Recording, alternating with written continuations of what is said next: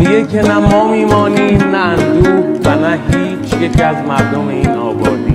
به حباب نگران لب یک رود قسم و به کوتاهی آن لحظه شادی که گذشت قصه هم میکنه. آنچنانی که فقط خاطره ای خواهد ماند. لحظه ها عریانند به تن لحظه خود جامه اندوه مپوشاند که زندگی ذره‌هاییست که کوهش کردیم. زندگی نام نکوییست که خارش کردیم. زندگی نیست به جز نم نم باران بهار.